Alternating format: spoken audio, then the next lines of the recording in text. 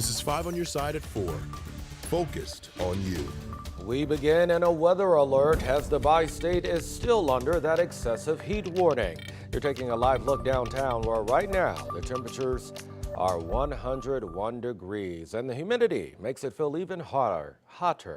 Good evening. I'm Brent Solomon. Kay Quinn has the day off, and it is day 5 of that heat wave. Chief Meteorologist Scott Connell joining us now. Scott, any relief in sight? There is relief in sight, but we still have another 36 hours to get through before we can start to see those heat index values drop off to levels that become more tolerable. So the weather alert continues right into tomorrow evening. The excessive heat warning continues until 10 o'clock Friday evening.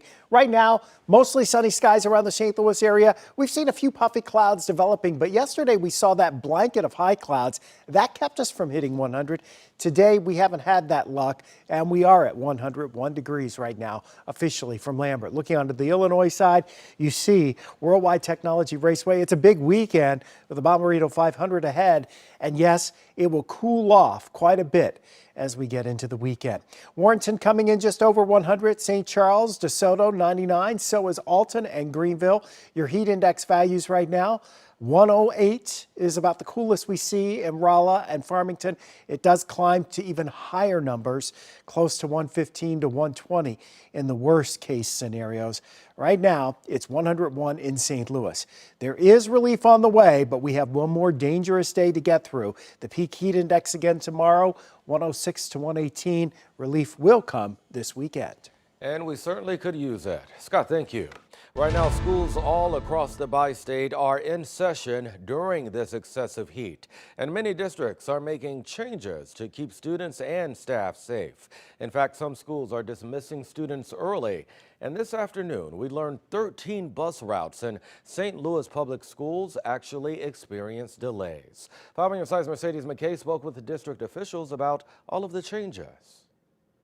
I spoke with the superintendent here at Francis Howell. The district is dismissing all middle and high schools 45 minutes early today and tomorrow. Now, the reason for that is to give these bus drivers a chance to take a break and cool off during this extreme heat. Francis Howell isn't the only district in the area making adjustments because of the extreme heat. This morning, St. Louis Public Schools sent a letter out to parents to be prepared to make other arrangements if you rely on their buses. Today and tomorrow, bus routes could see delays from 30 minutes up to 2 hours long due to drivers possibly calling off because of the heat. George Sells with the district says this was sent to parents as a precaution. That letter was just about parents being prepared because we don't want to surprise anybody. That's the biggest thing. A lot of this stuff you can't control, but we don't want to surprise anybody. So if we can at least have them thinking about, okay, what's plan B, we want to do that for them. Several other districts across the St. Louis region are also making adjustments and actually dismissing early today and tomorrow. Some of those include Holt High School in the Wentzville School District,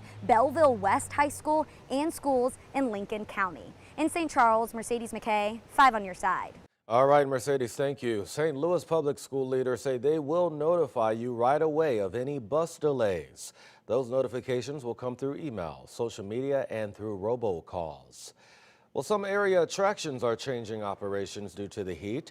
The St. Louis Will and Union Station postponed its Dog Day event. Dogs were going to be able to ride for free with their owners today. That's been postponed until Monday. Missouri Botanical Garden also suspending tram services until the end of the week. And the Loop Trolley, that remains closed until Saturday. For more information on how to stay safe in these dangerous temperatures, text the word HEAT to 314-425-5355. Well, in just the last hour, Illinois State Police sharing information about a traffic stop that led to a St. Louis man's death in Madison County. Officers from Fairmont City and Washington Park pulled over Kyrie Myers just before 11 last night on Illinois Route 203 in Fairmont City. Police say Myers got out of the car and tried to run. A Washington Park police officer and Myers then got into a fight. Police say Myers broke from the officer, took control of his squad car, and then crashed the car into a pillar near the officer. That's when they say the officer opened fire and hit Myers in the car, but he kept going. About 10 minutes later, he was found lying in a roadway in Granite City. Police say he was struck by a Pontoon Beach squad car and a passing driver. That's where he died. Right now, a judge is deciding what happens with the Missouri law that bans minors from receiving gender-affirming health care. There was a court battle in Springfield this week over Senate Bill 49. Closing arguments happened yesterday as opponents tried to block the law. Our Justina Coronel joins us in studio now with reaction. Justina. Yeah, so this law is supposed to kick in on Monday, but 3 families of trans minors, doctors, and 2 LGBTQ organizations are trying to stop that from happening. Now, this law bans gender-affirming care for adults receiving Medicaid and minors. Under this law, most adults would still have access to trans health care. However, Medicaid will not cover it, and prisoners' access to surgeries will be limited. Now, the plaintiff's lawyers say the law unlawfully discriminates against trans patients because of their sex and trans status. Now, the counter argument from the Attorney General's office said it's not discriminatory since this applies evenly to boys and girls. Now, also in the courtroom was St. Louisan Renee Friels. Her trans daughter is 17 years old, and Friels has been going to Jefferson City advocating for her, for daughter, and other families for the last several years. Many of our families have already left the state, and it has broken our hearts. I know that more families will leave when this decision comes in. Our family won't stop being there for families. Now, Missouri Attorney General Andrew Bailey also tweeted saying, "I will not allow leftists to put their ideology over the health and well-being of our children." Now, a judge is expected to rule before Monday, and if that kicks in, that law would expire August 2027. All right, keep us posted, Justina. Happening in a little over 2 hours now, former President Trump is expected to surrender to authorities in Atlanta. The former president is accused of trying to overturn the election results from Georgia back in 2020. He faces more than a dozen charges, and this is the 4th in a string of indictments against former President Trump. Today, the Republican presidential candidates trying to seize momentum from last night's debate in Milwaukee. Former President Trump was not there, but 8 other candidates joined that discussion. Former Vice President Mike Pence spoke the most. The 2 candidates with the highest numbers in the polls after Trump are Governor Ron DeSantis and Vivek Ramaswamy.